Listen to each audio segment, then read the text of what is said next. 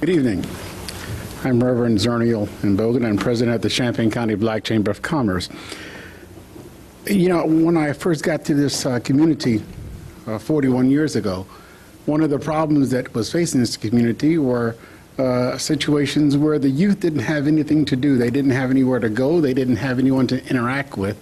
They didn't have any clubs or workshops in which they could actually be part of to learn something. As I became associated more and more with a former colleague here, and as I say that because we go way back before he was sheriff, his organization or his law firm that he was associated with Representative Johnson, Congressman Johnson, helped us do something, and that was to actually build a workshop that would help youth in learning how to actually attend to their automotive functions. As I became more and more associated with this, I found out that those things were no longer in existence after I left and came back. And as I seen that, I seen the increase in the population of our youth going to jail, not to the juvenile detention center, but directly to jail. It seems like the correlation between not having these workshops, these education facilities, these little places that will actually help people learn a trade and learn how to do things with their hands in lieu of going out and committing crimes or being in gangs and getting into trouble, would be the better alternative than to placing them in incarceration or to actually placing them into a situation where it's going to actually manifest them to go into incarceration. We need to be able to say, listen, $12 million.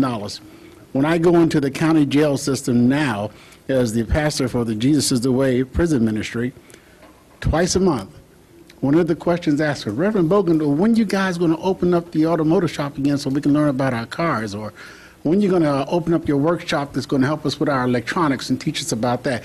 Oh, Reverend Bogan, can we come over to your church where you got a computer program going over there? We heard about that. You know, we also heard about the Black Chamber trying to start some classes to help us read and write.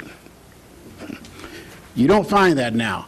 I can't get the help because I don't have the funds to do it. And the persons that I turn to, the county and other agencies, such as the county, don't have the funds to give me to help me do that. Wouldn't it be wonderful if the funds that we were talking about right now, and this is just an estimate on my part, pretty close to almost $16 million, pretty close, it may not be exactly that. If part of that, just $80 million was placed back into the community to help with these workshops and to help these youth gain an insight as to what they're about and to keep them from going on the track that I went on, wouldn't that be wonderful? Wouldn't we be able to save not only money by helping them become more educated, but also become taxpayers?